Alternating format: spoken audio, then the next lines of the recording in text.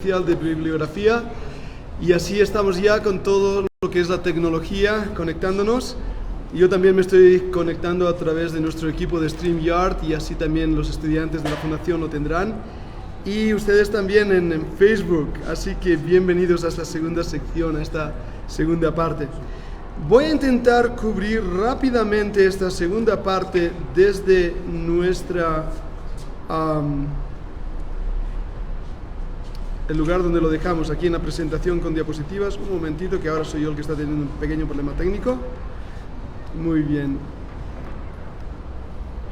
Lo estamos viendo, ¿no? Teorías acerca de la inspiración. Vamos a estar yendo ahí. Bien. Vamos a estar viendo las diferentes teorías que nos ayudan a entender muchísimo más qué es lo que ha estado aconteciendo en este dilema tan grande de cómo ha llegado la escritura a nosotros. La teoría natural es tal vez una de las teorías que establece que los autores de la Biblia fueron inspirados de la misma forma que un autor de libros es inspirado. Algunos autores tienen más inspiración que otros. ¿Os suena esto a poesía amorosa de William Shakespeare y Becker? Esto es lo que algunos creen, que la Biblia fue así, un libro que alguien en un momento dado vino una musa, le dijo cómo escribir y empezó a escribir los salmos. Realmente esta es una teoría totalmente equivocada y nosotros no la defendemos. La teoría mecánica, en este caso, Dios directamente dictó lo que había de escribirse en el texto. Hemos leído ahí en Jeremías que en ese momento sí que fue un dictado de lo que Dios quería que fuera registrado. Pero nosotros personalmente creemos que la teoría mecánica no es la aplicable a las Escrituras, porque si no Dios hubiera anulado por completo la personalidad, idiosincrasia y carácter de los escritores. Ahora, tenemos la teoría del contenido. Solo el contenido o el concepto general fue inspirado. Y aquí tenemos otra de esas teorías peligrosas. ¿Por qué? Porque si solo el contenido, concepto, las ideas es lo inspirado, ¿qué pasa con las palabras? Pues básicamente no pasa nada. Podemos poner las palabras que queramos, podemos quitar una, poner otra y no pasa nada. Así que la teoría del contenido queda también rechazada por no ser correcta. La teoría parcial dice que solo porciones de la Biblia fueron inspiradas. Solo porciones de la Biblia fueron inspiradas. Tengamos cuidado cuando en ciertos libros cristianos o ciertos predicadores dice que la Biblia contiene la palabra de Dios. Porque si la Biblia contiene, quiere decir que no todo es la palabra de Dios, sino que solo ciertas partes son la palabra de Dios y otras no. Pero ¿quién determina qué partes sí y qué partes no? Entonces tenemos que tener muchísimo cuidado en este aspecto. Ahora también está, creo que lo veis bien ahí en la pantalla, ¿no? La teoría de reglas espirituales. ¿Qué dice esta teoría? Solo los conceptos espirituales y de ética fueron inspirados. Y esto también es un error muy grande. ¿La Biblia es un libro de verdades espirituales? Sí. ¿Es un libro con principios de ética? Sí. Pero toda la escritura es inspirada divinamente. Es lo que nos dice la misma Biblia en 2 de Timoteo. Ahora, la teoría verbal plenaria dice: toda la Biblia fue inspirada y cada palabra fue inspirada. ¿Lo veis? Toda y cada. Plenariamente, verbalmente, las ideas y también la palabra. Ahora, hay una observación que debemos hacer. ¿Puede haber inspiración sin revelación? Esta es una pregunta que os lanzo. ¿Puede haber inspiración sin revelación? Vayamos un momento a Lucas 1, 1 al 4. Hermano Eduardo, hermano querido, ¿nos puedes leer, por favor, Lucas 1, 1 al 4? Sí, cómo no, mi hermano. Sí.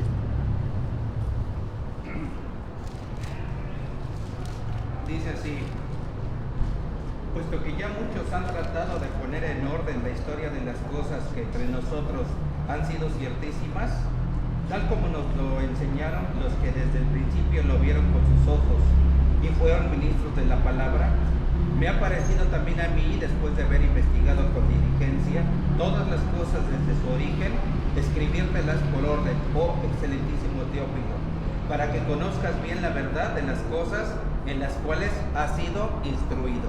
Muy bien, ese libro es... He vuelto a perder la imagen, perdonadme. Esos versículos son de suma importancia porque nos muestra algo interesantísimo. ¿Lo estáis captando? Vamos a apoyarlo con un versículo más. Pastor Rogelio, ¿puede leerme en Hechos capítulo 1, 1 al 3? Hechos 1, 1 al 3.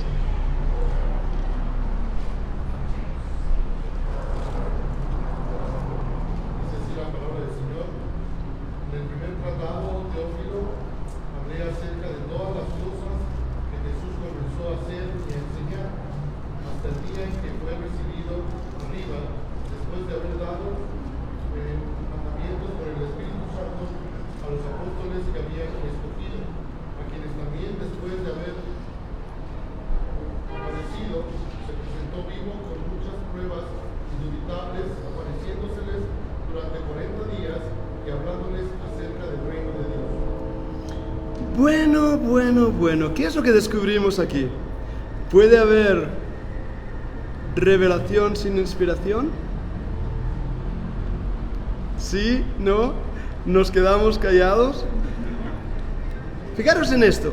Lucas está investigando. En ese caso, en esa manera de investigar, escribe a un tal Teófilo. ¿Quién es Teófilo? No lo sabemos. Su nombre quiere decir amante de Dios. ¿Quién es? Entraríamos simplemente en ideas. Pero Lucas, que no había estado con el Señor Jesucristo, hace lo que nosotros diríamos una investigación. Lucas es el médico amado. En mi opinión, es el primer historiador realmente. Él investiga, él busca. Dios no le está revelando, él está investigando. Pero cuando él escribe, está siendo inspirado. ¿Me he hecho entender? No os dé miedo pensar estas cosas. ¿Por qué? Vamos a estar viendo que Dios, aún en la inspiración y en la revelación, no anula el factor humano. Y este factor humano va a ser muy importante para comprender después lo que es la preservación de las Sagradas Escrituras en cuanto a la copia del rey y a la responsabilidad humana en la defensa del texto bíblico. Pero aquí vemos, tal y como hemos estado mencionando, esas teorías de la inspiración nos llevan realmente a comprender mucho más el funcionamiento de cómo Dios nos ha dado su libro. Vamos a avanzar un poquito más rápidamente en los minutos que nos quedan. Hemos hablado de la revelación, y esta es la hoja de ruta que yo estaba utilizando antes. Hemos hablado de la inspiración y también hablaremos más de la transmisión, de esa investigación del texto hasta llegar a nosotros. Pero todo esto se junta para hablar de la iluminación, otro término teológico. ¿Qué es esto de la iluminación? ¿Que somos iluminados? No, un momento. La iluminación es la capacidad que el Espíritu Santo concede para entender la palabra de Dios. Esta iluminación es vital para la comprensión de la palabra de Dios. Mira lo que dice en 1 Corintios 2:14. En 1 Corintios 2:14 leemos: pero el hombre natural no acepta las cosas del Espíritu de Dios porque para él son necedad y no las puede entender porque se disciernen espiritualmente. No hay duda alguna que para el incrédulo la Biblia es un libro cerrado. No lo puede entender. Las cosas de Dios para el hombre son locura. Ahora, los incrédulos en las universidades, centros académicos, bloques de papirología, investigación de pergaminos antiguos, las cuevas de Qumran, los manuscritos del Mar Muerto, etcétera, etcétera, etcétera, todos ellos son estudiosos de la Biblia, pero no les ha alumbrado, no les ha iluminado, porque la mayor distancia en el universo es la distancia que existe entre la cabeza y el corazón. No por tener datos en la cabeza, nuestras vidas van a ser transformadas. Tenemos que tener mucho cuidado. Dios no quiere convencidos, Dios quiere convertidos. Dios quiere que la palabra de Dios nos ilumine, nos saque de las tinieblas, nos saque del orgullo, nos saque de la prepotencia, nos saque de la autosatisfacción, nos saque de todos esos pecados para que nos transforme a la imagen del Señor Jesucristo. Y en ese aspecto la palabra de Dios ilumina nuestras tinieblas. ¿Cuántos de nosotros al leer la Biblia, aún siendo creyentes, nos hemos sentido sacudidos? Dios ha puesto el dedo en la llaga, Dios ha mostrado lo que somos y cómo somos, Dios ha denunciado nuestro pecado y hemos caído arrepentidos a los pies del Señor pidiéndole perdón por cómo somos. Estoy hablando a creyentes, pero muchos incrédulos leen la Biblia y dicen, no entiendo lo que leo. ¿Por qué? Porque les falta ese factor de la iluminación, de la convicción del Espíritu Santo.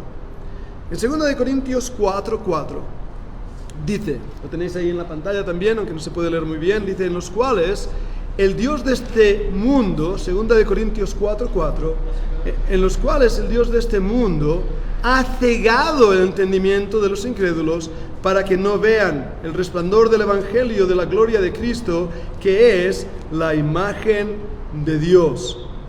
Como veis, la oscuridad, las tinieblas del pecado no permiten ver la realidad de las Escrituras. Por eso nosotros, cuando nos acercamos a la Biblia, tenemos que acercarnos con un corazón humilde. Moisés se sacó sus zapatos al acercarse a la zarza ardiendo. Nosotros somos personas, Dios nos ha dado un cerebro, a cada uno de nosotros. Si alguien no tiene cerebro, no estaría aquí. Todos tenemos un cerebro. Pero hermanos, tenemos que acercarnos a la palabra de Dios, no solo con el cerebro, sino con un alma y un espíritu humillado y contrito delante de Dios, pidiendo que la Biblia transforme nuestras vidas. Uno de los peligros más grandes en los seminarios teológicos es el conocimiento. Mira lo que acabo de decir. ¿Por qué? Porque llenamos la cabeza de conocimiento y no de una vida apegada al Señor Jesucristo. Y por eso luego las iglesias se nos llenan de personas prepotentes y autosuficientes sin el poder del Espíritu Santo. Tenemos que pedir a Dios que la Biblia transforme nuestro corazón y nuestras vidas. ¿Quiere decir eso que no usemos el cerebro? No. En nuestra fundación bíblica tenemos profesores extraordinariamente preparados. Nuestra decana universitaria, la doctora Cami Tomasini, tiene un coeficiente mental brutal, que nos gana a todos nosotros. Nosotros no tenemos miedo al conocimiento.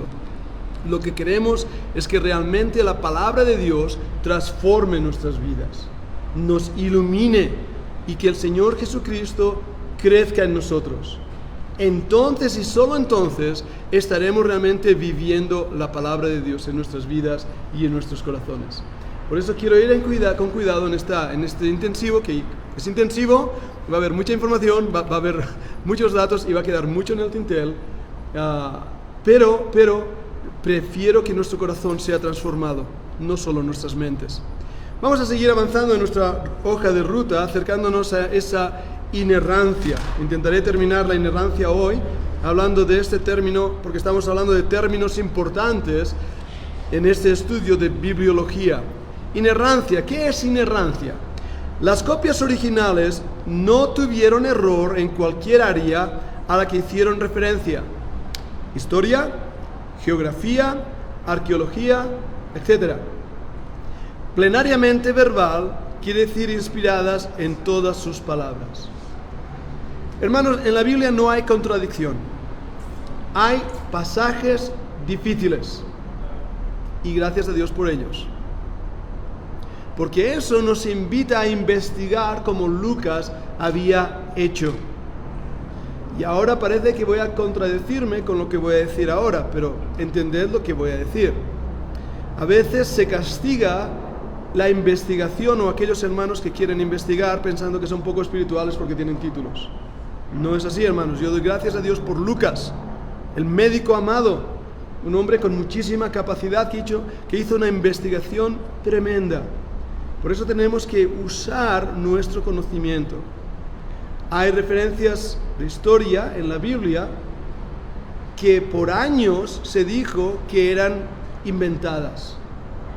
Uno de los casos más, para mí, con mejor sentido del humor, por así decirlo, es en cuanto a Pilato. Si hace, más o menos 15 años atrás, alguien de la universidad, un arqueólogo, os hubiera dicho que Pilato es un personaje inventado por la Biblia que nunca existió, ¿qué hubierais dicho? ¿Me hubieras quedado como qué? Y os dirían, es que no existe ningún registro histórico que hable de un tal Pilato. Por lo tanto, Pilato es invención de la Biblia. Por lo tanto, hay un error en la Biblia. Y muchos de los creyentes se quedaban como, ups, ¿y ahora qué digo?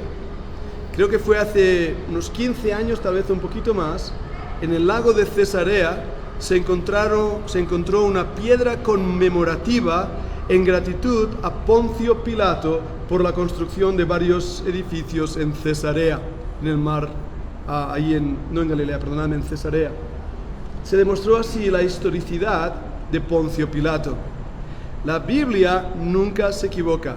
La arqueología es un amigo de la Biblia. Cada vez que ponen la pala en la tierra de Israel, se muestra que la Biblia tenía razón. Por lo tanto, no os dé miedo cuando venga quien sea poniendo en duda la Biblia.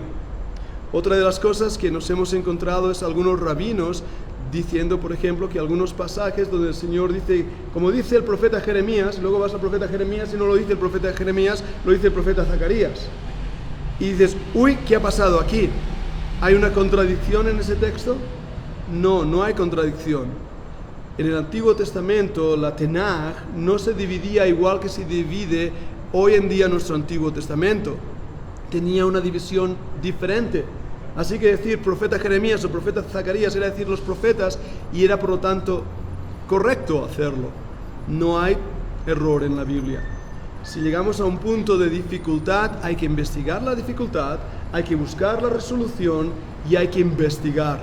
Pero hermanos, tenemos un libro que es infalible, inerrable, y tenemos que confiar en él. Sigamos avanzando en esta definición de palabras y deciros que en el año 1978 se realizó un concilio evangélico. La palabra concilio no tiene nada que ver con los católicos. La palabra concilio quiere decir reunión.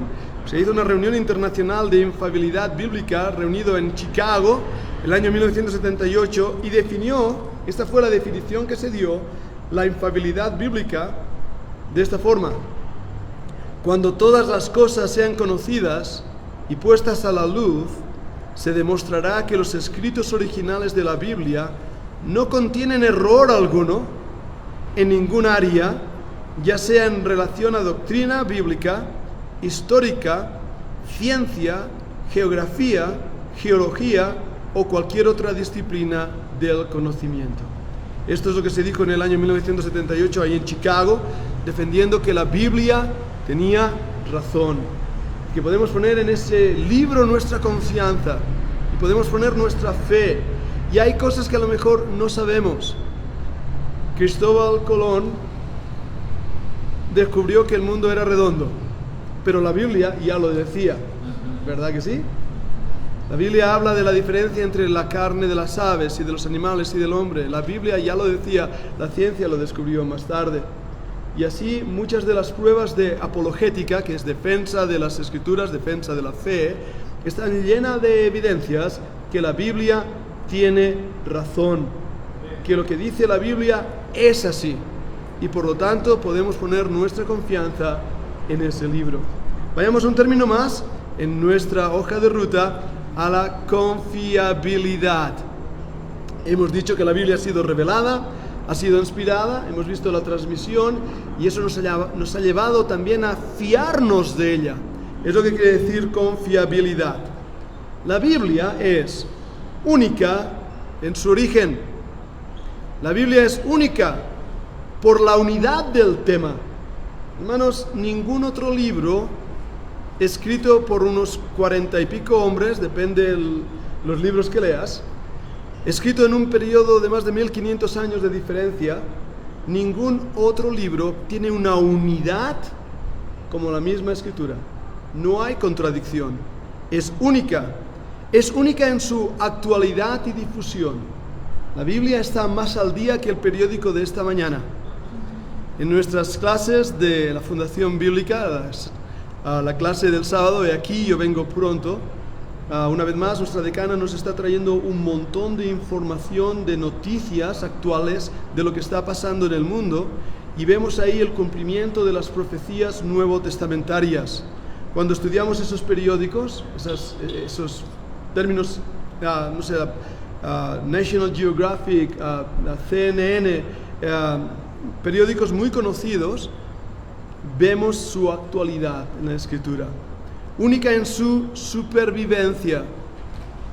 Cuando Diocleciano persiguió a los cristianos, miles de copias fueron quemadas de las copias del Nuevo Testamento y del Antiguo Testamento.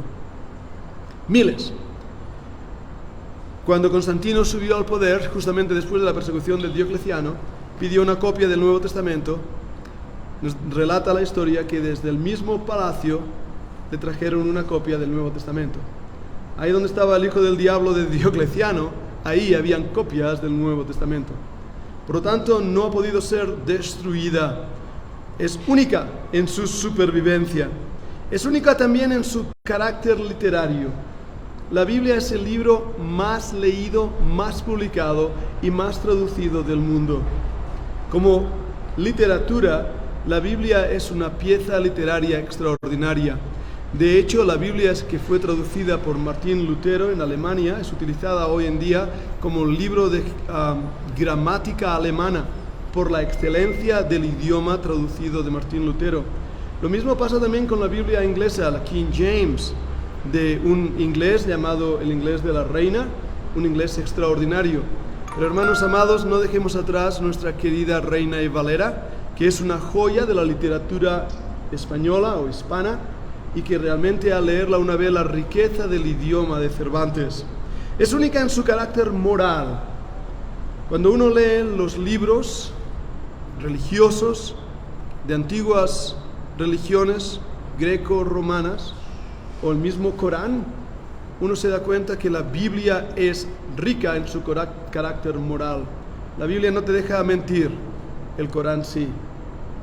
La Biblia dice ama a tu enemigo, el Corán dice mátalo. El carácter moral de la Escritura es extraordinario. Es única en su confirmación arqueológica. Y aquí me gustaría hablar por horas. Una de mis pasiones ha sido la arqueología bíblica, y cuando hemos estado ahí en Israel, para mí ha sido un privilegio estar trabajando junto con arqueólogos. Y de verdad os digo, cada vez que descubrimos algo dentro de la arqueología bíblica, demostramos que la Biblia tenía razón. Es única en el cumplimiento exacto de las profecías. Cuando el Señor Jesucristo murió, aproximadamente unas 30 profecías del Antiguo Testamento se cumplieron en esas horas, desde las 9 de la mañana hasta las 3 de la tarde. Más de 30 profecías antiguo testamentarias fueron cumplidas. Se cumplió en esa semana, esa última semana del Señor Jesucristo, muchas profecías del Antiguo Testamento. Y hermanos, hoy en día estamos viendo profecías cumpliéndose.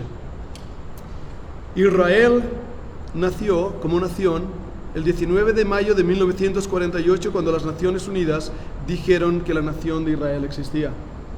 Para Calvino o para Agustín de Hipona no podía entender ni gota las profecías bíblicas porque nunca había visto esa nación.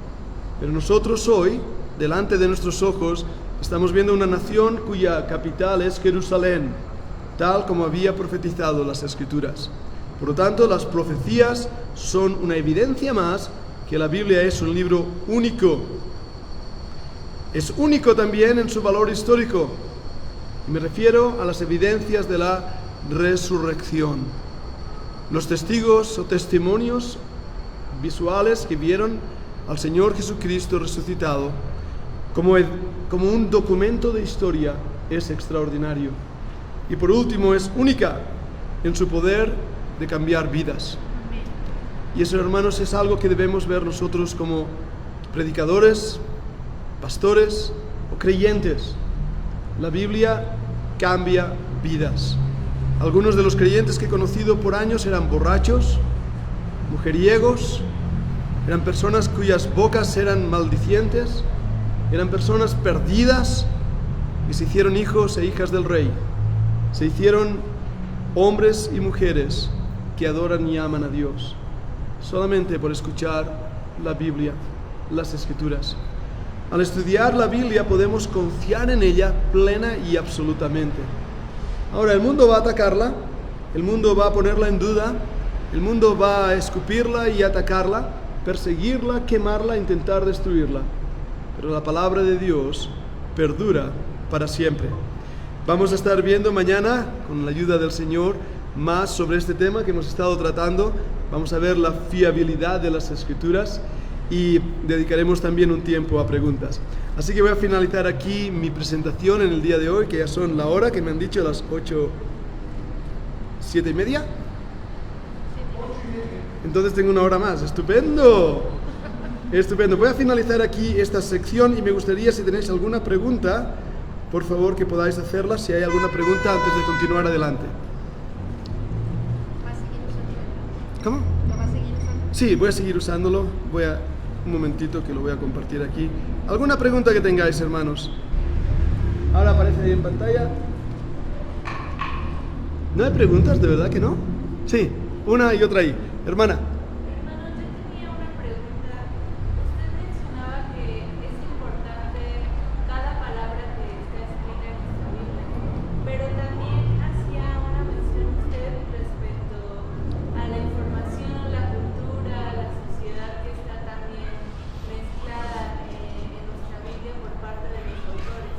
¿Cómo podemos hacer esa división entre la cultura y las palabras que están escritas? Por ejemplo, yo anotaba versículos de Corintios donde habla específicamente del papel de la mujer en la iglesia y que cuando un hermano trata de explicarlo habla, es que la cultura en ese entonces, la diocesana, ¿cómo ahora en nuestra actualidad podemos hacer esa diferencia sin dejar de ver la Biblia como esa inspiración?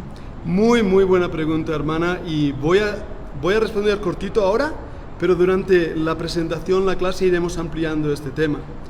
¿Por qué? Porque la Biblia es escrita a través de la inspiración, la revelación de Dios, en un contexto histórico y cultural. Y negar esto es negar la realidad. No fue escrita en Estados Unidos con una cultura anglosajona, o en Europa con una cultura europea. Fue escrita en Israel, nuestro Salvador es judío. Si viéramos al Señor Jesucristo en su manera de vestir, de ser, de comportarse, era judío. Por lo tanto, no hay una división entre la inspiración y la cultura de ese momento. Entender la cultura de ese momento nos ayuda muchísimo más a poder interpretar correctamente las Escrituras. Pero ¿qué es lo que pasa, hermanos? Y voy a ser sincero, y a lo mejor en esto puedo entrar en un dilema, pero voy a ser muy sincero. Leemos la Escritura en el siglo XXI a la luz del siglo XXI e intentamos aplicar algunos conceptos en nuestra mentalidad con una gran influencia del catolicismo romano. Ahora, aunque nos duela, y esto es para hablar en otro tema, nuestras propias iglesias bautistas han sido muy influenciadas por el catolicismo romano. Cuando uno ve cómo se celebraba la cena del Señor en los primeros siglos, por mencionar algo, os sorprendería. Nosotros no usamos la hostia, que es la galleta santa de los católicos, usamos el pan y la copa, pero el Señor Jesús y sus apóstoles no lo hicieron como nosotros. Y el primer siglo, los primeros cristianos no lo hacían con vasitos y con pan. ¿Veis lo que estoy diciendo? No tomaban un trocito de pan, lo hacéis así en vuestras iglesias, en algunas parten el pan y lo reparten, ¿no? O después los vasitos de... No, allí tomaban una copa todos después de haber comido, los ágape. Entonces, muchas de las cosas que hacemos hoy en día en nuestras iglesias provienen de tradiciones establecidas por la Iglesia Católica después y especialmente del año 490 con León I. Y esto nos puede chocar ahora. Yo no estoy diciendo que algunas de las cosas que hacemos estén mal, no me malinterpreten, malentiendan, pero sí que estoy abriendo los ojos a una realidad. Y una de ellas es lo que tú me dices, el papel de la mujer en ese tiempo era muy diferente a nuestros días. a cómo se está funcionando hoy en las iglesias. Nosotros, yo creo que tenéis la misma postura, no creemos en mujeres pastoras, no tenemos esa postura, pero sí que honramos el papel de la mujer dentro del ministerio de la iglesia local. Para algunos grupos cristianos, la mujer cero. Para los católicos, la mujer cero. Calvino creía que las mujeres eran el diablo en faldas. O sea, lo que Calvino creía. Entonces, tenemos que ver e interpretar las escrituras, no solo en este tema de la mujer, en muchos otros temas, desde esa perspectiva correcta, porque eso nos ayudará a entender, por ejemplo, la carta en 1 Timoteo está siendo escrita a Éfeso, en una situación particular en la ciudad de Éfeso. Entonces, vamos a ir descubriendo estas cositas. No sé si te quedas satisfecha con la respuesta, ¿sí? De nada, hermana. El pastor Leopoldo, sí. Sí, esto con respecto a cuando decías de Job, que ahí encontramos muchas cosas de Dios y encontramos, creo yo, teología. Mi duda es, hace algunos años, en una clase de teología, preguntaba yo al maestro, ¿hay alguna diferencia entre teología e historia? Porque la clase era teología del Antiguo Testamento y empezó a hablar de pura historia. Y él me decía que no, pero quería preguntarte a ti esto. Cortito, si hay alguna respuesta. La pregunta específica, Leopoldo, es que ahora no te he oído bien, ¿eh? Sí, la voy a repetir por micro. Yo pregunté, ¿hay diferencia entre historia y teología? Vale, Aquella persona me dijo no. vale. De hecho, podrían ir, son van de la mano. Y mi pregunta es, ¿tú qué piensas de eso? ¿Cuántas horas tengo? Un minuto. Vale, voy a responder rapidito. La teología forma parte de las reinas de la universidad. Cuando hablamos de universidad, empezando desde Oxford, Cambridge y las grandes universidades en Europa, eran la teología como ciencia primera, la filosofía y las leyes. Esas eran las reinas del conocimiento de la universidad. Y la historia. Pero la historia era vista desde una perspectiva de Dios obrando a través de su providencia. Will Durant y un hombre llamado Toynbee fueron los dos últimos historiadores que hablaron de Dios en la historia. A partir de Karl Marx y toda la revolución comunista, se sacó a Dios de la historia para simplemente presentar la historia como la lucha de clases. Personalmente creo que la historia y la teología se unen en el punto donde Dios está mostrándose, trabajando en su providencia, en los eventos y hechos de la historia.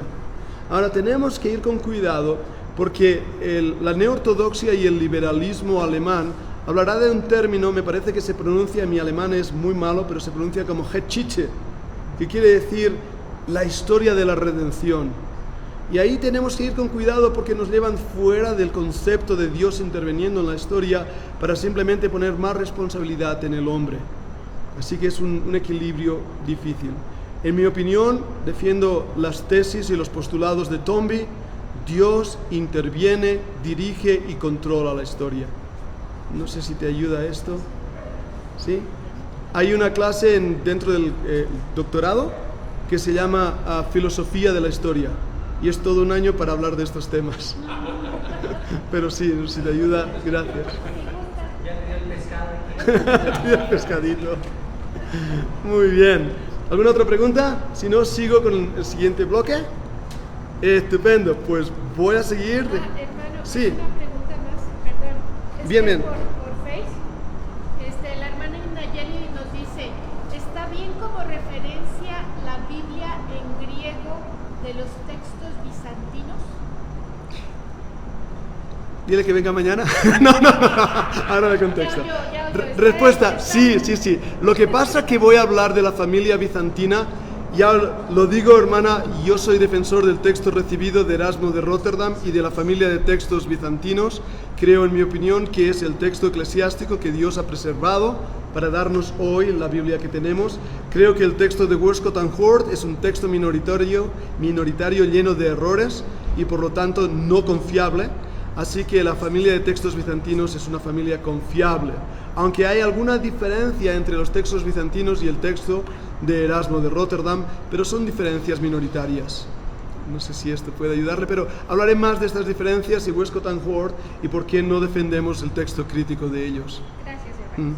Sí, Está pendiente. muy bien. También se conoce Westcott and Hort como Nessel y Allen, que tiene un buen aparato crítico, pero que realmente no es un texto confiable. Muy bien, pues vamos a seguir rápidamente con el segundo bloque, en nuestro siguiente bloque, la Biblia confiabilidad. Vamos a theopneusto y vamos a adentrarnos más en estos términos. Fijaros que hoy en esta primera presentación estoy definiendo términos. Es importante definir bien las palabras. Cuando definimos las palabras, entonces entendemos los conceptos. La palabra theopnestos, inspirada por Dios, de 2 de Timoteo 3:16, para referirse a las Escrituras en contraposición con los textos no inspirados.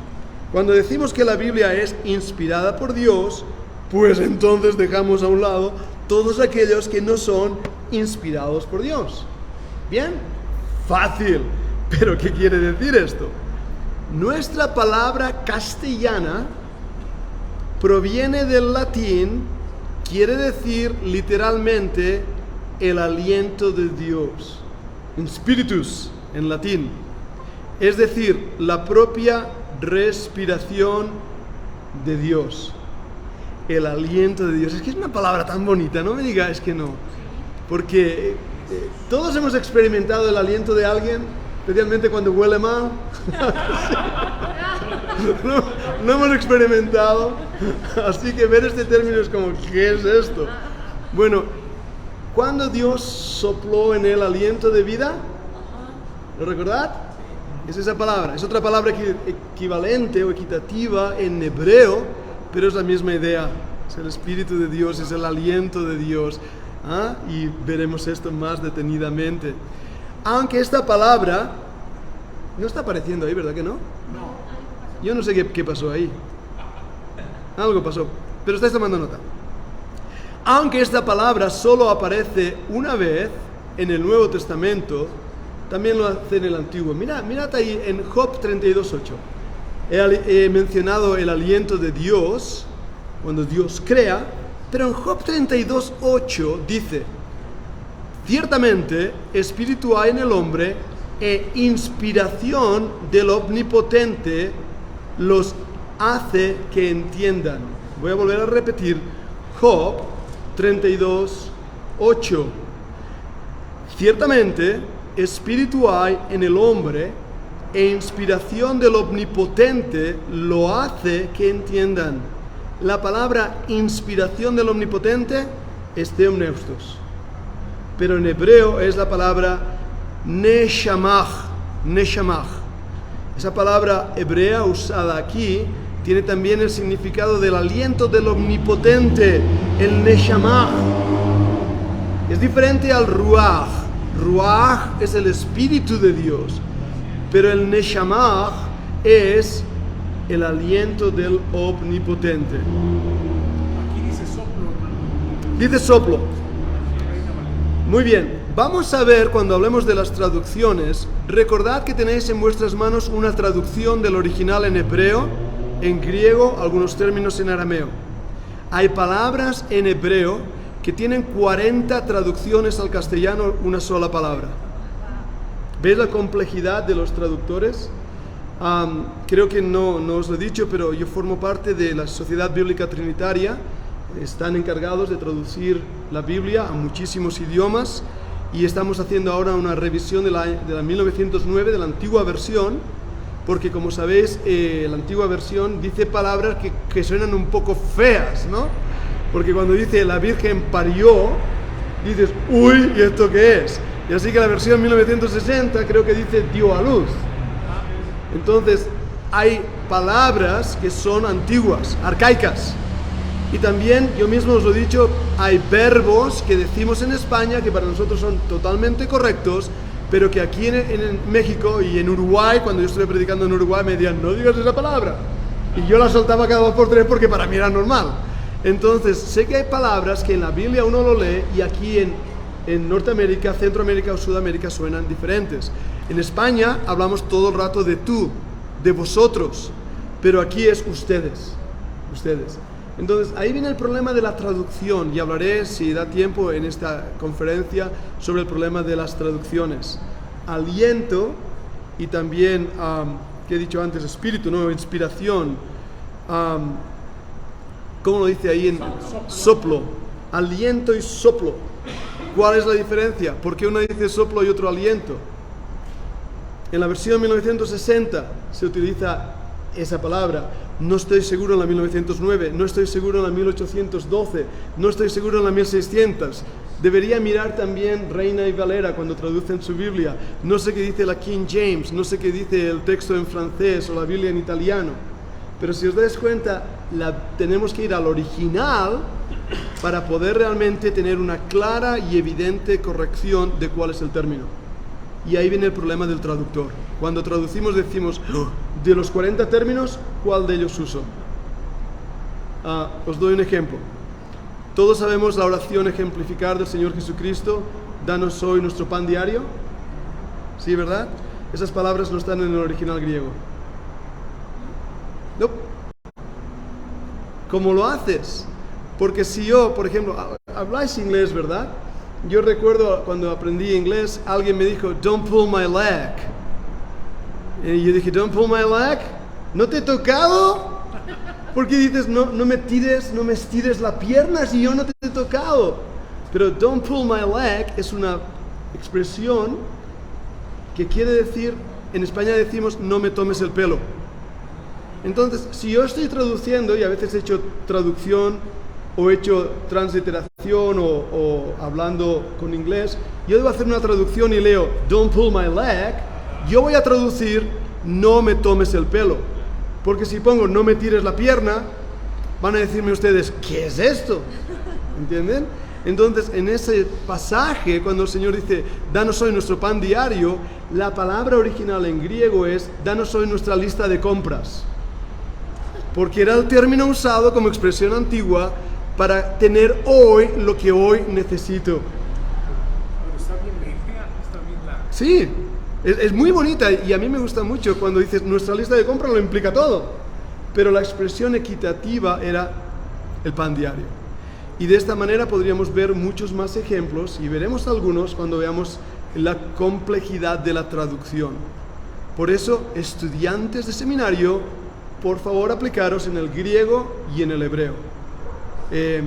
Yo sé que es difícil, yo sé que es un reto y también os digo, para consolaros, que hoy en día tenemos el Vines, el Vine, y tenemos la concordancia Strong, y tenemos la Young, y tenemos un montón de libros que si tú no estudias ni griego ni hebreo, no importa, te lo dan todo dado, a que sí tenemos logos. Por lo tanto, hoy en día tenemos muchas herramientas, pero hay que saber cómo utilizarlas. Sí, Leo. Que para esta expresión de la lista de la compra, creo que los casados ya entendemos. Amén, hermano.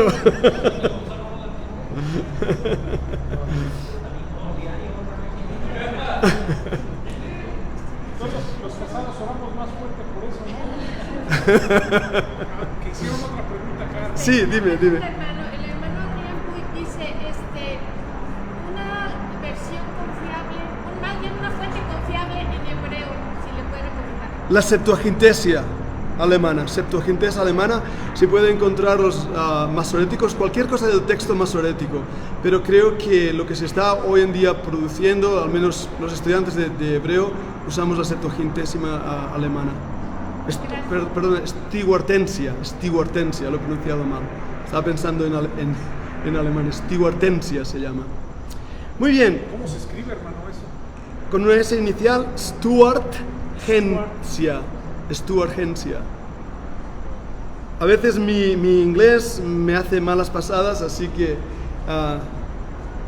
El aliento del omnipotente, según Young, y escuchad esto, es el respirado por Dios, es como se debería traducir, porque aparece de una forma pasiva. ¿Sabéis la diferencia entre voz activa y voz pasiva, verdad?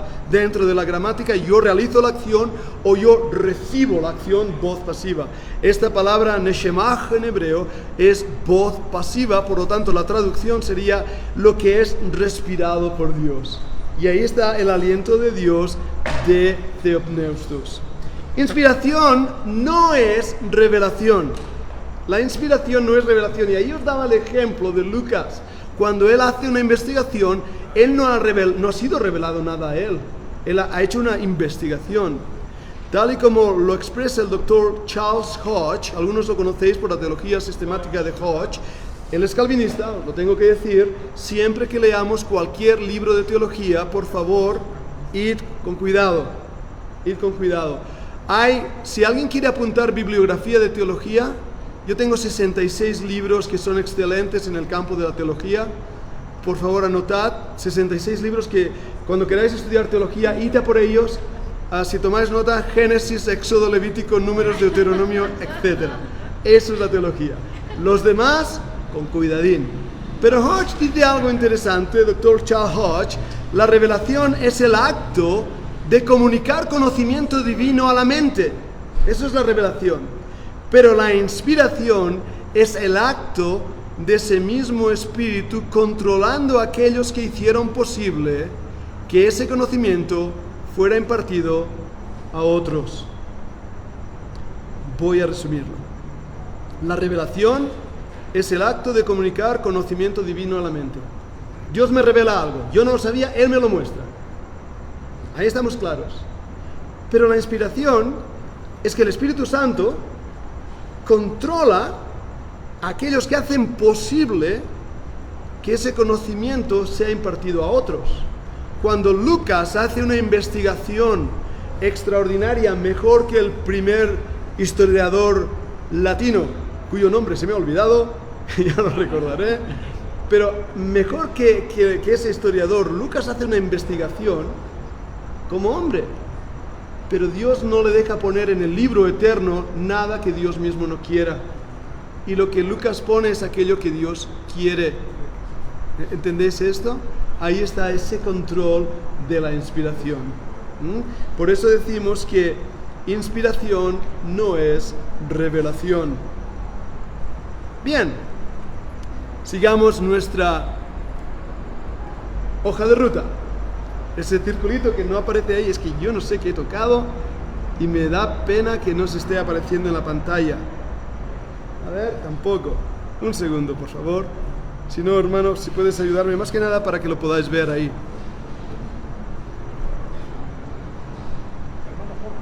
¿Va a explotar si aprieto el botón?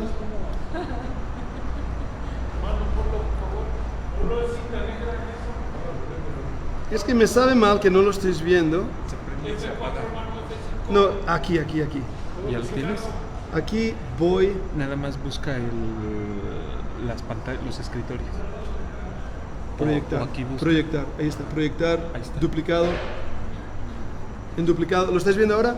Bien, Sí. bien. Ahora estoy feliz, ¿ves? Solo tu presencia era lo que necesitaba, ese apoyo moral, emotivo. ¿Y ahora cómo salgo de esto? Oye, hermano, vamos a ver las 451 diapositivas. Sí. Estamos en ello. Usted tranquilo, estamos en ello, ya verá. Ya verá, vamos a ver. Estamos en presentación con diapositivas desde la diapositiva actual. Muy bien. Ahí está, sí, bien, me gusta. Esa es mi hoja de ruta. Revelación, inspiración y transmisión. ¿Qué relación hay entre ellos? Vamos a intentar ver esa relación. El estudio de las palabras del idioma original. La palabra revelación proviene de la palabra hebrea galach. Galach, tenía aquí abajo. Galach quiere decir descubrir. En el griego este término es apocalipto. ¿A qué suena apocalipto? La revelación del Señor Jesucristo, libro de Apocalipsis. Quiere decir desvelar. La palabra inspiración, tal como hemos dicho anteriormente, proviene de la palabra griega theopnestos y tiene el significado de aliento de Dios. Pero en hebreo, galaj es como apocalipto. Dios está revelando, Dios nos está mostrando algo extraordinario. Una segunda diferencia, estamos viendo las correlaciones con estos términos, es que entre estas palabras tiene un propósito diferente a su función.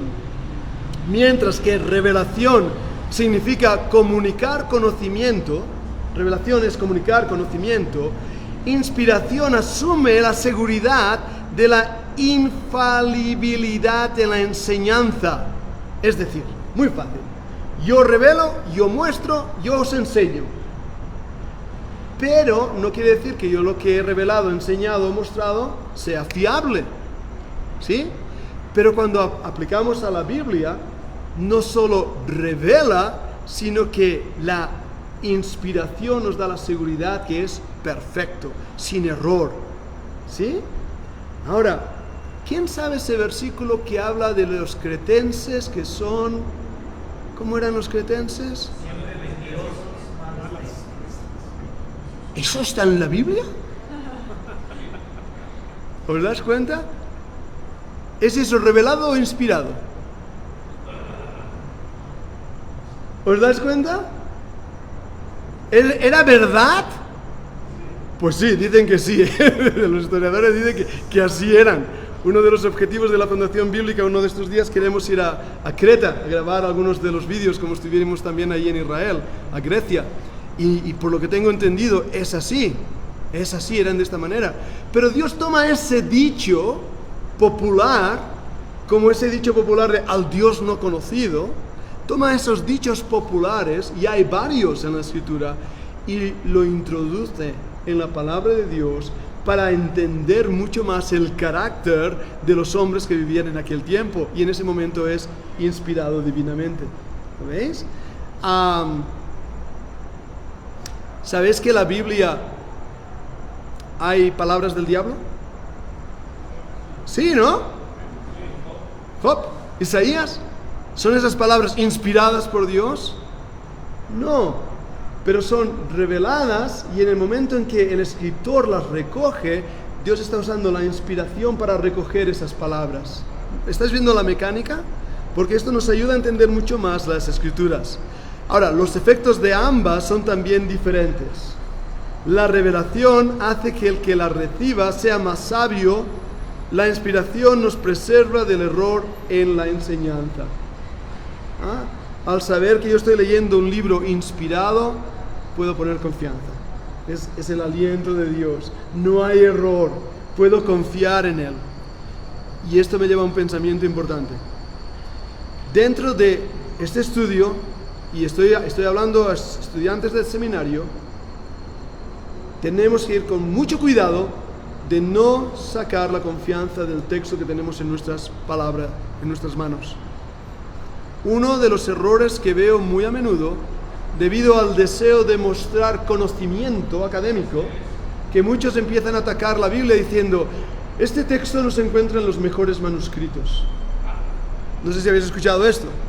Y la pobre señora María, que está ahí sentado, que apenas ha ido a la escuela y aprendió a leer cuando tenía muy poquitos años, dice, ahí va, pues el libro que tengo en la mano está equivocado. Y empieza a desconfiar en él. ¿Os das cuenta? Tenemos que mostrar que la Biblia que tenemos hoy en nuestras manos es la palabra de Dios. Eso tenemos que hacerlo. Pero a la vez, os digo, tenemos un cerebro. ¿Hay problemas textuales? Los hay. La versión 60 tiene sus problemas. La versión 1909 tiene sus problemas. La versión King James tiene sus problemas. Porque son traducciones. Ahora, eso no quita que podamos confiar en lo que ese texto dice. Lo que pasa es que hay como ese juego de palabras que hemos dicho. A veces hay uno que usar una palabra o la otra, porque si no, no entendemos todo. ¿De acuerdo? Bien, sigo leyendo. Muchos escritores, Leopoldo. Permite el proceso porque ya no se ve que si no tocas el ordenador, se apaga automáticamente y desaparece la presentación. Ese es el error, porque yo lo veo aquí perfecto. Sí, pero nosotros no. Mi madre. esta tecnología. Se da de baja solo. Sí. Suerte que el apóstol Pablo no necesitaba estas tonterías. De verdad que no, es que hoy tenemos que venir con PowerPoints y tecnología, ¿os dais cuenta? A ver. Y con viento y todo, qué bonito. Si somos... Vale, aquí estamos. Vamos a... Aquí voy a posición desde diapositiva actual. Ahora lo veis. Ahora no lo veis. Vale, ahí está. Muchos escritores sagrados, aunque fueron inspirados, nunca recibieron una revelación. ¡Ay, va, mi madre! ¿Qué acabo de escribir aquí? Alguna de la información que usaron pudieron haber llegado a ellos desde Moisés mediante registros orales. Pero Dios intervino inspirándoles cuando estos registraron dichos registros en el libro eterno. ¿Lo veis? Y estamos viendo cómo Dios nos va dando su palabra. La tradición oral era muy importante en tiempos de Moisés, en tiempo de los patriarcas. Moisés, yo creo que no conoció a Adán, ¿no? Pero había una revelación, había también una inspiración y había una tradición oral. Y sabemos esto también porque hay libros extra bíblicos que también narran muchos de los acontecimientos del Génesis.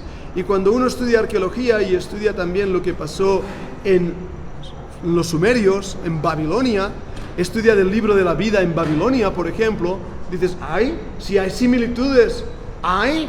Y algunos incrédulos dicen, es que la Biblia se copió de las historias de Sumer y Babilonia.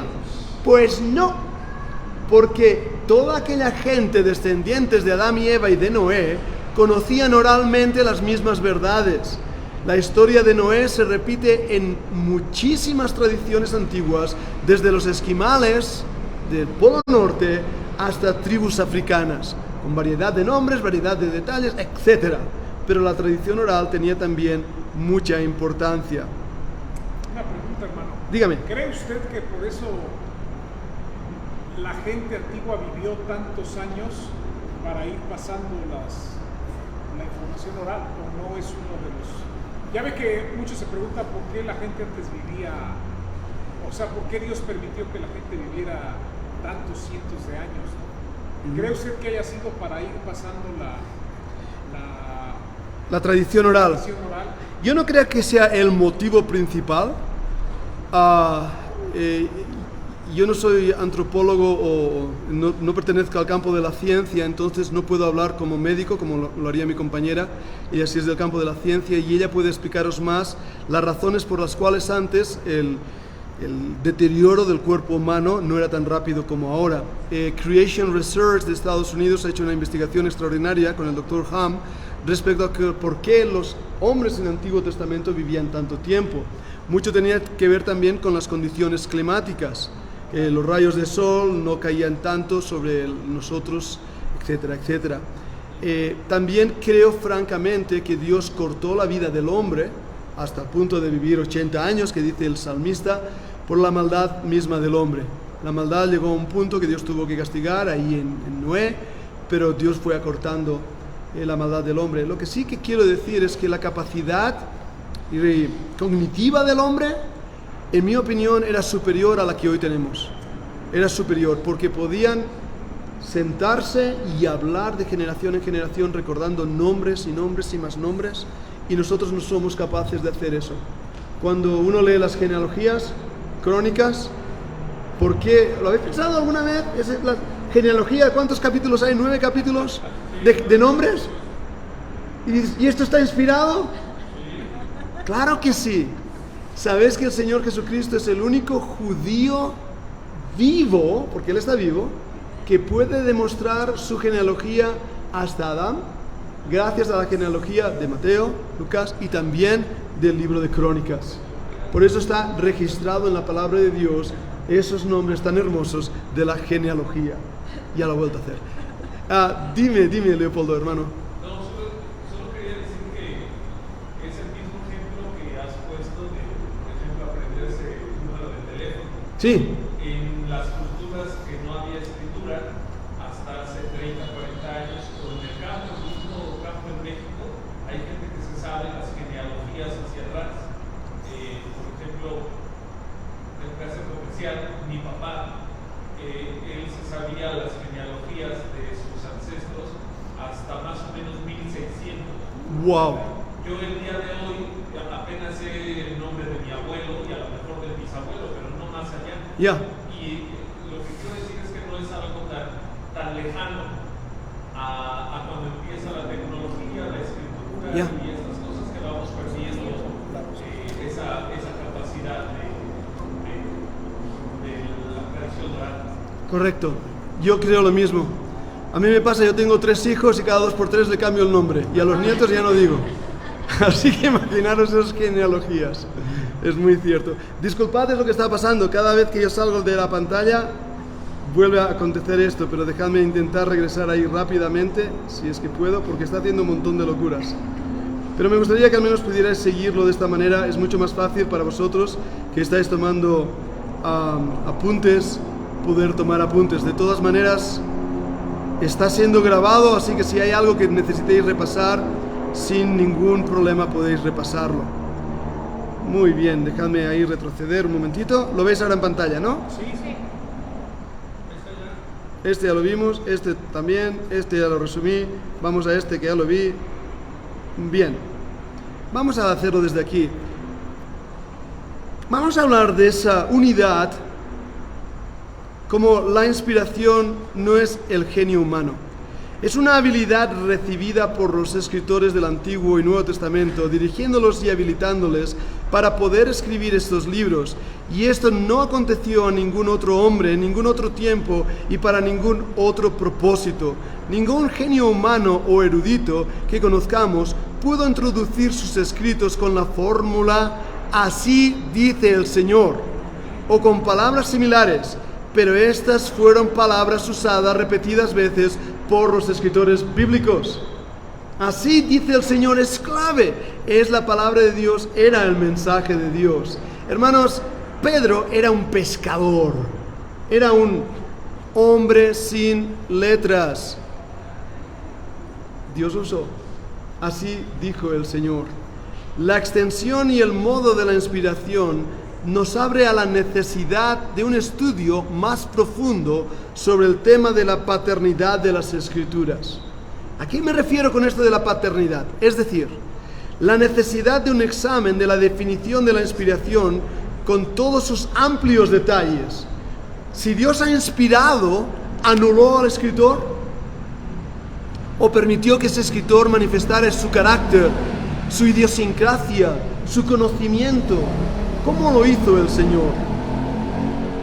Oliver Bowell, otro escritor conocido, dice: los escritos sobre este tema hacen una distinción clara entre el tema de la extensión de la inspiración y el tema del modo o la forma en que esta inspiración fue llevada a cabo. Hay pues 2 temas a tratar. ¿Hasta qué punto son estos libros la misma palabra de Dios? Fijaros lo que hace este hombre, ¿eh? ¿Hasta qué punto? Y cómo Dios hizo para que los diferentes libros de la Biblia fueran escritos. James Oliver Boswell, en el libro Systematic Theology of the Christian Religion. ¿Qué está intentando preguntarse? Hermanos, recordad, nos hacemos preguntas para llegar a respuestas adecuadas. Bueno, ¿hasta qué punto fue la inspiración? ¿Qué implica la inspiración? ¿Anula la inspiración? A este estudio es lo que se le llama la extensión y el modo de la inspiración. En Mateo 5:18 leemos: porque de cierto os digo que hasta que pasen el cielo y la tierra, ni una jota ni una tilde pasarán de la ley hasta que todo se haya cumplido. Creo, y lo veremos en una diapositiva, que todos entendéis lo que dijo el Señor Jesucristo cuando se refiere a una jota o a una tilde. En griego, los que sabéis griego, la jota suscrita es esta jota que él se refería. Pero la jota en hebreo es una pequeña ápice que aparece en las letras en hebreo cuando las pintas. Así que es algo muy pequeño lo que el Señor estaba diciendo, que no va a desaparecer. Toda palabra de Dios es limpia, nos dice Proverbios 30, 5 y 6. Él es escudo a los que en Él esperan. No añadas a sus palabras para que no te reprenda y seas hallado mentiroso. Por lo tanto, ya desde el Antiguo Testamento, toda palabra de Dios es pura. En otra versión aparece, por eso hay una versión Reina Valera purificada. Si escucháis por ahí esa versión, simplemente una Reina Valera donde han cambiado ciertos términos que en su opinión deberían ser cambiados. Pero la realidad es que la Biblia nos manifiesta que ni una jota ni una tilde, nada de la palabra de Dios se va a perder. Ahora, esto es un reto académico. Yo esto lo creo por fe, pero ¿cómo lo demuestro? ¿Cómo lo pruebo? Hablando con el director del Museo Bíblico ahí en la ciudad de Tarragona, es un catedrático de una universidad, es humanista, y estábamos hablando si Pablo llegó o no llegó a España. Ahora, cuando hice mi tesis de doctoral dije que sí, ya se desconectó. Ahora no volveré a conectar. Dije que sí, que Pablo había llegado y lo demostré y lo probé y traje documentación al respecto. Y hablando con él me decía, dice, nosotros como hombres de fe creemos que sí, pero como estudiosos tenemos que demostrarlo y probarlo. Entonces nosotros como hombres de fe yo no tengo ningún problema en aceptar que ni una jota ni una tilde de la Biblia se ha perdido. Ningún problema, porque el Señor Jesucristo no miente, Él dice la verdad. Pero como estudiosos del siglo XXI tenemos que probarlo, porque va a pedir cuenta de nuestra fe, se nos va a pedir cuenta, porque Judas dice que contendamos ardientemente por la fe dada una vez a los santos. Y al rechazar el estudio, entonces el mundo se queda sin respuestas de nuestra parte y se ríe de nosotros. Y hermanos, es una vergüenza, os digo literalmente, porque al final Charles Spurgeon, que bien conocemos a este hombre, él decía que llegaría un tiempo en que en vez de los pastores estar pastoreando a las ovejas, los payasos estarían entreteniendo a las cabras.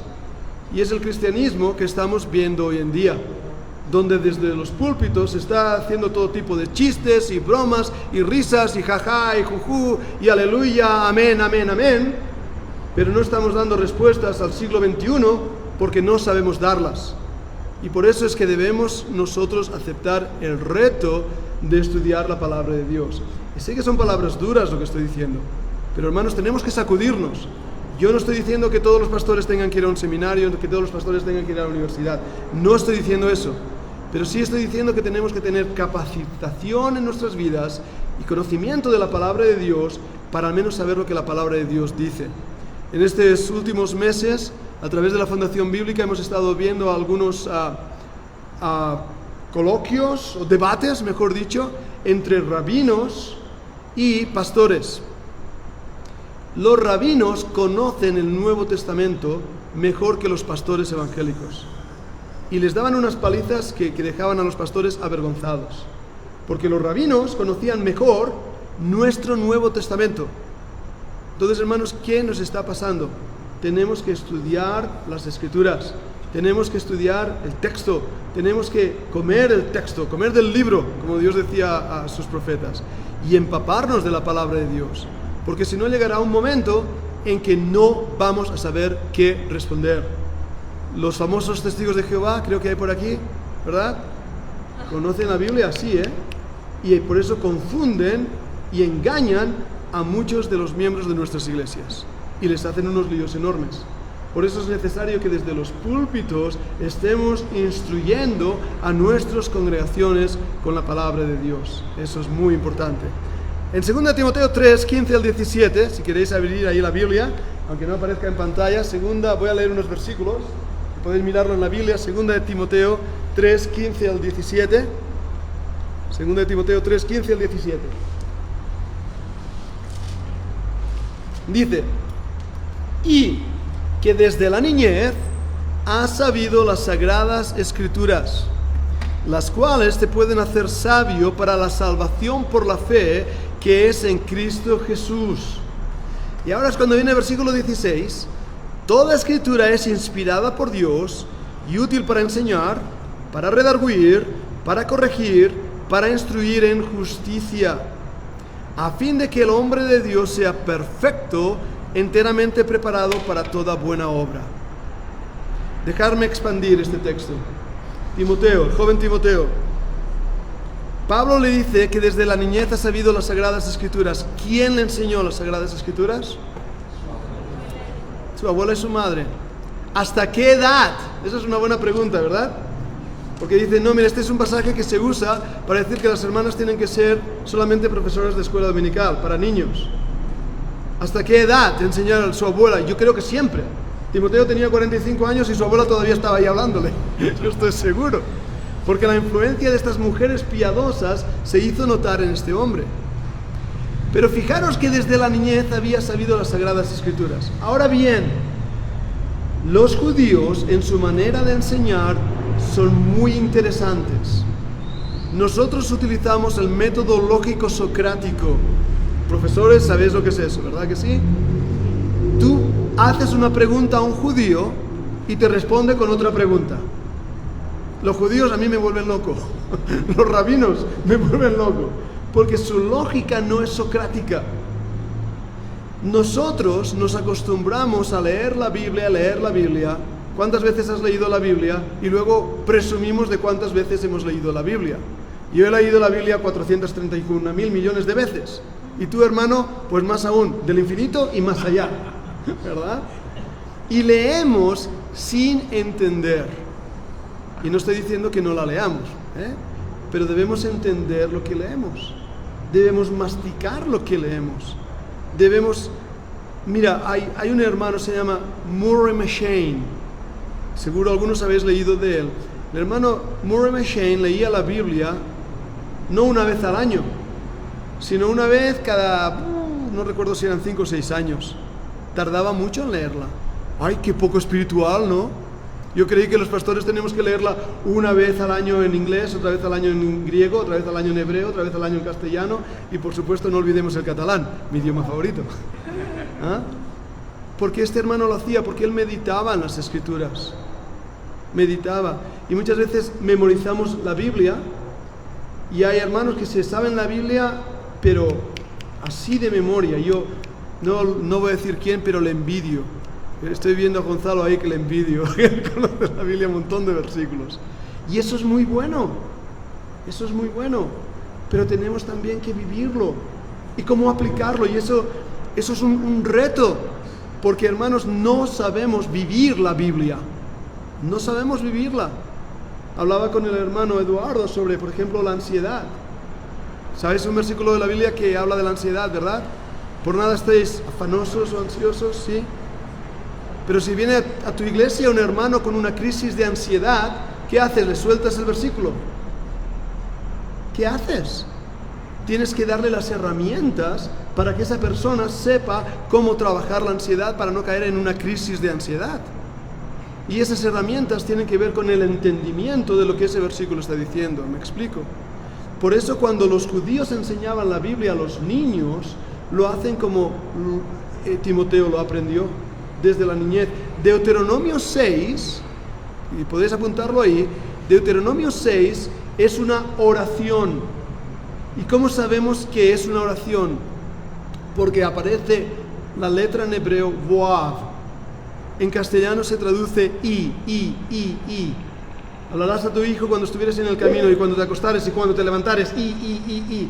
Y aparece ahí un montón de veces, esa Voav. Eso es una oración. Mientras papá y mamá están enseñando la Biblia a ese niño, están orando por ese niño, para que la palabra de Dios sea en su vida transformada. Por lo tanto, hermanos, no es solo conocimiento, es carácter, es transformación, es realmente una fuerza. En Apocalipsis 1, versículo 8, dice, yo soy el alfa y la omega, principio y fin, dice el Señor, el que es y el que era y el que ha de venir, el Todopoderoso. Alfa y omega, estudiantes de griego, ¿verdad? Alfa, beta, gamma, delta y son, y continúas. El principio y el fin. Por eso en muchas iglesias está la alfa y la omega. En la cruz bautista está el alfa y la omega. Y está ese pececito que tantos usamos en muchos coches. A veces me adelanta un vehículo y digo, mira, ese coche es cristiano. Bueno, el coche no, el que va conduciéndolo. ¿Verdad que sí? Es el término ixus. ¿Ah? Jesu Christus, cuius Theus soter. A Jesucristo, Hijo de Dios, Salvador. Así que tenemos todas esas palabras de griegas que nos dan verdades espirituales. Voy para atrás, que me ha saltado una cosa. Apocalipsis 22. Apocalipsis 22, 18 y 19. Yo testifico a todo aquel que oye las palabras de la profecía de este libro. Si alguno añadiere a estas cosas, Dios traerá sobre él las plagas que están escritas en este libro. Y si alguno quitare de las palabras del libro de esta profecía, Dios quitará su parte del libro de la vida y de la santa ciudad y de las cosas que están escritas en este libro. Hermanos, esto no es un juego. Este versículo es un versículo que yo lo leo con temor y temblor. Porque cuando hacemos la revisión, por ejemplo, de la Reina Valera, cuando hicimos la revisión de la Biblia en catalán, la traducción de la Biblia al catalán, tomar un versículo del griego y pasarlo al español o al catalán, o a cualquier otro idioma, es tocar algo muy santo. Y si sacamos una palabra o añadimos una palabra, este versículo está ahí. Este versículo está ahí. Ahora, cuando hacemos una traducción, el volcado, estoy utilizando un término muy académico, el volcado es lo que traduces de un idioma a otro. A veces tienes que añadir palabras o quitar palabras, porque la gramática es diferente. No sé si habéis visto alguna película de los chinos. ¿Habéis visto películas de los chinos? ¿Hechas en chinos? Que está el actor chino, el Chin Chusla, como se llame, y dice, y el traductor dice, ven. ¿Lo habéis visto? ¿A que sí? ¿Qué ha pasado? Pues que el idioma de volcado, con un término ven, traduce eso de chinlu, china, chichua. ¿Ah? Y es lo que pasa cuando traducimos desde el griego o el hebreo al idioma español. Y este versículo es muy importante. Ahora, hay ocasiones donde los traductores sacan a propósito palabras que defienden la sana doctrina. Un ejemplo claro, evidente que os doy, la Biblia de la traducción del Nuevo Mundo de los Russellistas, o de Rutherford, la Biblia de los Testigos de Jehová. Una Biblia que, por supuesto, no puede demostrar que Jesucristo es Dios. No puede demostrar el infierno. No puede demostrar el rapto de la iglesia. Ninguna de las doctrinas que la Biblia defiende. Así que la tuercen. Y esta es una de las razones por las cuales el texto crítico, el alejandrino, el vaticanos, todos estos textos encontrados en Alejandría son textos que no son fidedignos, porque atacan la divinidad del Señor Jesucristo. Por lo tanto, tenemos que tener muchísimo cuidado y recordar que la palabra de Dios es el aliento de Dios. Y debe ser amada, respetada, cuidada con todo nuestro corazón, obedecida y vivida. En este primer bloque, en este primer día de intensivo, hemos estado viendo los términos y las palabras que nos van a ayudar a entender muchísimo mejor la doctrina de la bibliología, el estudio del libro eterno. Muchas gracias, hermanos, por escuchar, y quiero pedir a los pastores si podéis terminar en oración o si hay algún anuncio. Gracias, pastor.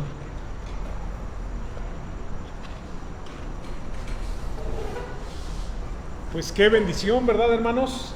Espero que estemos gozándonos en la enseñanza. Yo creo que es algo muy, muy, muy bonito, hermanos, que en un seminario estudiemos estos temas que son importantes, porque lo que estudiamos es la palabra de Dios, ¿no? Así que bueno, quienes puedan, ¿verdad? Mañana, yo sé que algunos tienen sus reuniones en sus iglesias. Yo, por ejemplo, le pedí a los hermanos de la iglesia en el sur que se conectaran. Espero que lo hagan. Pero vamos a aprovechar, hermanos, vamos a aprovechar. Se enriquece más de manera presencial, creo yo, ¿verdad? Yo sé que hermanos no pueden venir, pero se enriquece mucho. Así que Mañana de 5 a 8 y media, esperamos ya que no haya problemas con el internet y vamos a hacer una oración, hermanos. Te damos gracias, Padre, gracias por tu palabra. Tu palabra es verdad. Tu palabra no tiene error. Creemos en la inspiración verbal, plenaria de la Escritura. Y Padre, te damos gracias por el instructor de esta tarde y esta noche, que tú le has dado la facilidad de explicar todos estos conceptos, todas estas palabras, y de llevar un orden en el cual podemos ir entendiendo esto que es la base para ver cosas también de las traducciones y de lo que el hermano va a compartir. Te pido por el hermano Pedro Piñol, Padre, que tú le des descanso esta noche, que pueda sentirse pues ya más en ambiente por cuestión de la diferencia de horas, de horario, y que tú le permitas también tener reposo mental, emocional, físico. Y Padre, que también tengamos hambre por seguir estudiando este tema. Gracias te damos en el nombre de Cristo Jesús. Amén.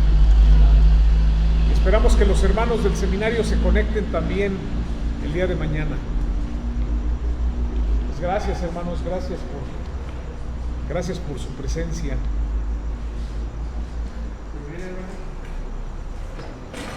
Para eso que todavía está grabando.